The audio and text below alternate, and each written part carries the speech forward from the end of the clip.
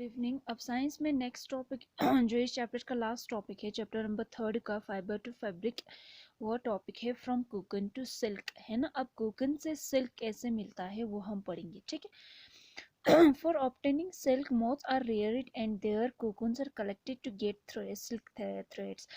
रेशम को ऑब्टेन करने के लिए ठीक है, हमें जो मोथ है, सिल्क मोथ है, उसको पालना पड़ेगा और उसके कोकुन्स को कलेक्ट करना पड़ेगा ताकि वहां से हमें क्या मिले, सिल्क के थ्रेड, रेशम के धागे हमें मिल जाए, ठीक है। उसके बाद है rearing silk worm. Silk worm को हम कैसे पालते हैं? Rearing of silkworm means to look after the silkworm by providing them food, proper feed and shelter। Silkworm को पालने का मतलब क्या है कि उन सिल्कवर्म की देखभाल करना, कैसे उनको अच्छे से खाना देना और उनको शेल्टर देना, रहने की जिस जगह पे वो रहेंगे, हमने पढ़ा था ना, अलग अलग ट्रीज के पत्ते पे रहते हैं, वो शेल्टर इनको देना, ठीक है। इन अ सिल्क फार्म, जहाँ पे सिल्क फार्म होते हैं ना, जहाँ पे इन सिल्क वर्म को पालते हैं, female silk moths are kept in separate linen bags which are carefully disinfected. इस फार्म में क्या करते हैं, जो फीमेल सिल्क मोथ्स होते हैं उनको एक अलग से बैग में रखते हैं। लेनिन का एक तरह के एक फाइबर है, इस फाइबर के बने हुए बैग में अलग से रखते हैं उन फीमेल को, और उस बैग को डिसइंफेक्ट भी किया जाता है। वहाँ पे मेडिसिन डाले जाते हैं ताकि वहाँ पे किसी भी टाइप के माइक्रो ऑर्गेनिज्म ना हो, ठीक है। Each female silk moth lays 200 to 500 eggs at a time। हर एक सिल्क मोथ कितने अंडे देते हैं एक वक्त पे? 200 से लेके 500 अंडे जो है वो देते हैं, ठीक है। The eggs are kept in perforated cardboard boxes or on bamboo trays under hygienic conditions and under suitable condition of temperature and humidity। उसके बाद जो एग है वो एक बॉक्स में रखते हैं, कार्डबोर्ड बॉक्स में, जो कि परफोरेटेड होते हैं। परफोरेटेड का मतलब वहाँ पे छेद होते ताकि वहाँ पे एयर लगे, ठीक है। और इनको साफ जगह पे रखे हैं जहाँ पे टेम्परेचर और ह्यूमिडिटी भी बहुत अच्छे से हो, ठीक है। ऐसे जगह पे रखा जाता है, या तो बेम्बो जो ट्री है उसके ट्रे बने होते हैं उस पे भी रखा जाता है, ठीक है। The eggs are warmed to suitable temperature in an incubator for the larvae to hatch from eggs। उसके बाद उन अंडे को एक ऐसी गर्म जगह पे रखते हैं जहाँ पे टेम्परेचर भी सही हो, ताकि एग में से क्या हमें निकले, लार्वा। जब एग टूट जाएगा तो वहां से निकलेगा लार्वा, कल हमने पढ़ा था ना, ये निकलेगा, ठीक है।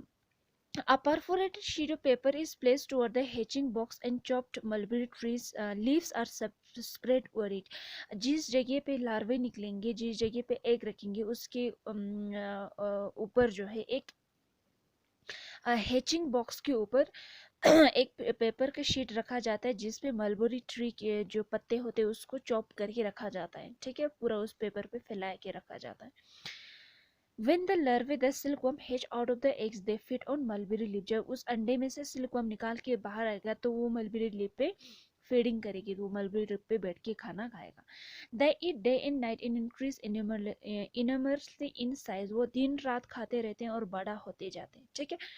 After 25 to 30 days, the silkworm stop eating and move to a tiny chamber of bamboo in the tray to spin cocoon। लगभग 20 से 25 दिन, 25 से 30 दिन, लगभग एक महीने के बाद सिल्कवर्म इस मलबेरी ट्रीज के लीव्स को खाना बंद कर देते हैं और एक कहाँ चले जाते हैं, एक टाइनी छोटे से चैम्बर में चले जाते हैं, जो कि बेम्बो ट्री के चैम्बर्स होते हैं, वहां पे चले जाते हैं कोकून बनाने के लिए, है ना। उसके सिर को ऐसे रोटेट करते हैं ना, और उसके बुरे पे पूरा इस तरह से कवरिंग करते हैं।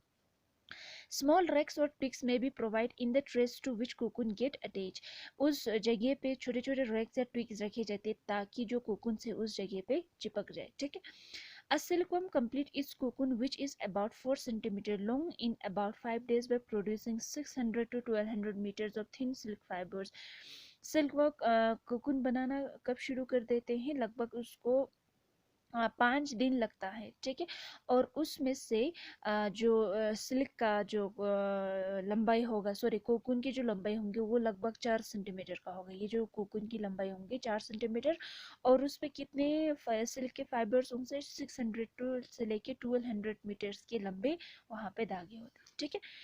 During the period of spinning its cocoon, जब कोकून बना रहे होते उस टाइम पे, a silk worm is transform into pupa. Silk जो वर्म है, ये जो कीड़ा है, वो किस में बदल जाता है? प्यूपा में बदल जाता है, ठीक है। आप यहाँ देख सकते हो डायग्राम में भी, ठीक है। So the cocoons are first boiled in hot water to treat it in ovens to kill the pupa inside. तो कोकून को इसके प्यूपा से अलग करने के लिए सबसे पहले कोकून को गर्म पानी में उबाला जाता है, या तो उनको ओवन में रखा जाता है ताकि अंदर का जो प्यूपा है उसको हम मार डाल सके, ठीक है, ताकि हमें कोकून मिले, कोकून से हमें रेशम मिलेगी, ठीक है।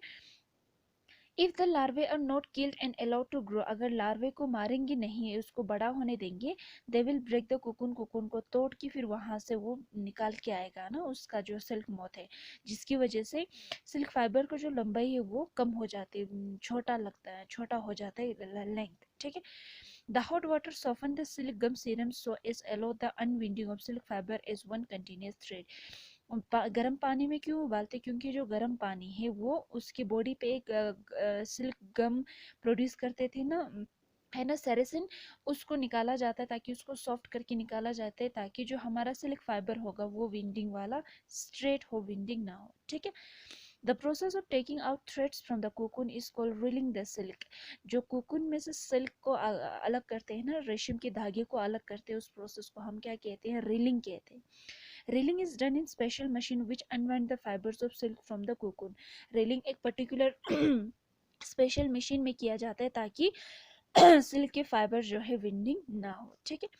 The fibre of cocoon is too fine and delicate to handle. जो आप कोकून से जो फाइबर निकल बहुत नाजुक होता है, तो so many of them 3 to 5 filaments are reeled together to yield a stronger thread। तो बहुत सारे 3 से लेके 10 तक इस तरह के धागों को मिला के क्या बनाया जाता है, स्ट्रोंगर थ्रेड बनाया जाता है, जिनको क्या कहा जाता है, रॉ सिल्क। द डैमेज और waste cocoons are used to produce inferior quality of silk का स्पून सिल्क। उसके बाद जो जो सिल्क जिस कोकून में से जो सिल्क के धागे अगर ख़राब हुए, डैमेज हुए, उनको और भी उनको भी थ्रेड बनाया जाता है, लेकिन उनकी क्वालिटी उतनी अच्छी नहीं होती, उन टाइप की, उन लो क्वालिटी वाले सिल्क फाइबर्स को हम क्या कहते हैं, स्पन सिल्क कहते हैं, ठीक है। The raw silk is twisted to produce thrown silk. उसके बाद रॉ सिल्क को स्पिनिंग करके थ्रोन सिल्क बनाया जाता है, इसको थ्रोनिंग प्रोसेस कहा जाता है। थ्रोनिंग क्यों करते हैं, क्योंकि जो सिल्क के फाइबर से वो टूटे ना, वो मजबूत बने, ठीक है। Thrown silk is dyed for making colourful coloured fabric. उसके बाद थ्रोन सिल्क को कलर किया जाता है कलरफुल फैब्रिक बनाने के लिए। फिर उस डाइड सिल्क को स्पिनिंग करके, ठीक है, कपड़े बनाए जाते हैं। तो यहाँ पे आप देख सकते हो फीमेल सिल्क मोल्ड था, ठीक है, सिल्क फार्म में उसने अंडे डाले, अंडे को इंक्यूबेशन में रखा जाता है ताकि वहां से अंडे में से लार्वे निकले। लार्वे मरबिली ट्री पे खाते हैं, कोई 25 से 30 दिन, एक महीने के बाद वो खाना खाना बंद कर देते और उस कोकून बनाते। कोकून के अंदर लार्वे किस में बदल जाते थे, प्यूपा में बदल जाते हैं, ठीक है। उसके बाद उस कोकून को गर्म पानी में बॉईल किया जाता है या ओवन में रखा जाता है ताकि प्यूपे को हम मार सकते। मारते क्यों है, क्योंकि अगर प्यूपे को अंदर रखेंगे तो बड़ा होने के बाद ये कोकून को तोड़ के बाहर निकाल के, जब कोकून टूट जाएगा तो धागे की जो लंबाई है वो कम हो जाती है, इसीलिए इसको कोकून के अंदर ही मार डाला जाता है। फिर इसके बाद उनको लार्वा कोकून के अंदर मार जाता है। फिर उसके बाद रीलिंग करते हैं। रीलिंग का मतलब क्या था, कोकून में से सिल्क फाइबर्स को अलग करना, है ना। रीलिंग करने के बाद वो धागा बहुत ज़्यादा नाजुक होते हैं, उनको स्पिन करके ट्विस्टिंग करके रॉ सिल्क बनाए जाते थे। रॉ सिल्क को फिर से ट्विस्टिंग करके थ्रोन सिल्क बनाए जाते थे, फिर उसका कलर किया जाता था। कलर करने के बाद उनको कपड़े बनाते थे जिनको हम सिल्क क्लॉथ कहते हैं, ठीक है।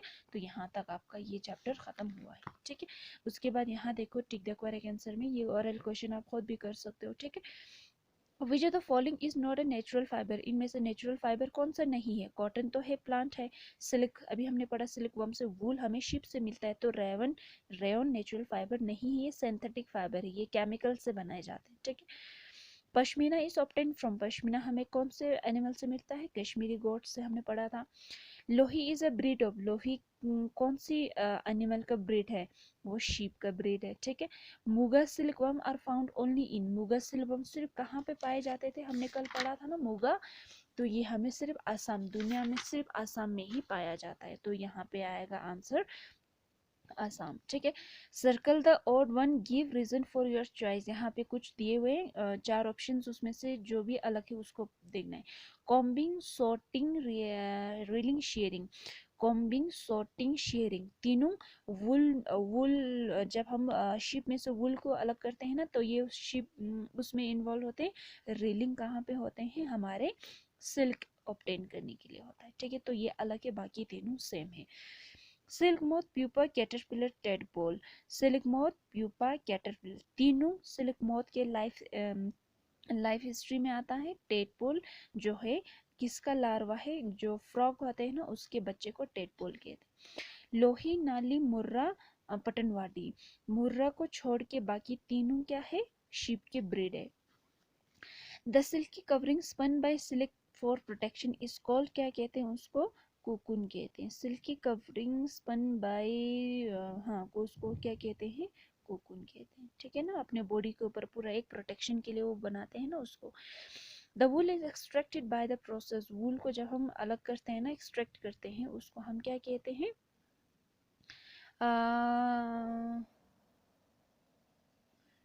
एक minute,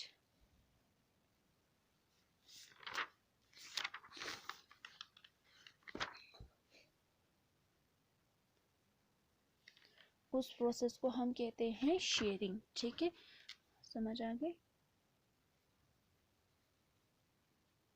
x are generally found in, कहाँ मिलता था यक्स हमें, Himalayan region, I think, let me check, Ladakh and Tibet, उसकी जगह पे हम हाँ लद्दाख और तिब्बत कहते हैं, या तो हम कह सकते हैं लद्दाख एंड तिब्बत, ठीक है।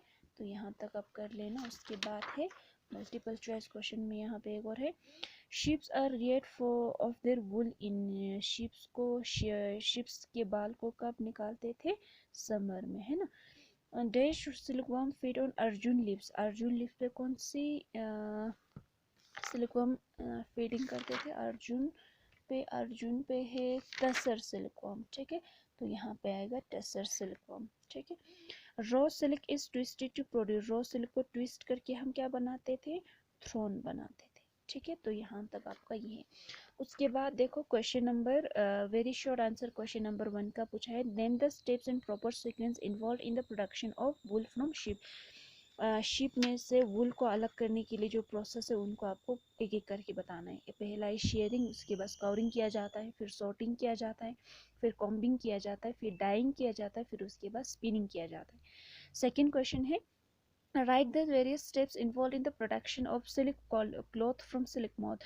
उसमें फर्स्ट प्रोसेस है रेलिंग, फिर स्पिनिंग, फिर डाइंग, फिर वीविंग, ये है, ठीक है।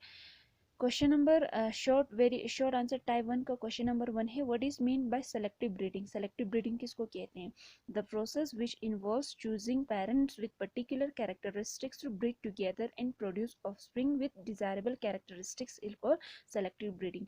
सेलेक्टिव ब्रीडिंग में हम क्या करते हैं, दो पेरेंट्स को चुनते हैं, एक मेल पेरेंट्स को, दूसरे फीमेल पेरेंट्स को, जिनकी जिनकी ब्रीडिंग की, जिनकी जो कैरेक्टरिस्टिक्स हो बहुत ज़्यादा स्पेशल हो, बहुत ज़्यादा डिज़ायरेबल हो, और उनको क्रॉस करके उनमें रिप्रोडक्शन करवा के नया ऑफस्प्रिंग, दैट मीन्स उनका यंग वन प्रोड्यूस करते हैं, ताकि उस यंग वन में जो पेरेंटशिप में है उनकी दोनों की कैरेक्टरिस्टिक्स इसके यंग वन में आए, उस प्रोसेस को हम सेलेक्टिव ब्रीडिंग कहते हैं। What is the purpose of cross breeding, cross breeding करने का मेन मकसद क्या है, क्रॉस ब्रीडिंग करने की वजह से जो ट्राइड्स है उसमें जो जेनेटिक इम्प्रूवमेंट हम ला सकते हैं, उसकी ग्रोथ रेट को बढ़ा सकते हैं, बीमारियों से छुटकारा पा सकते हैं। तो ये अलग अलग फ़ायदे हैं क्रॉस ब्रीडिंग के, ठीक है। तो यहाँ तक आपको करना है, तो इस यहाँ तक अच्छे से पढ़ना, ठीक है। उसके बाद कल हम इसके नेक्स्ट क्वेश्चन में आपको करा दूँगी, ठीक है। इनको फेयर कॉपी पे अच्छे से लिखना साफ साफ।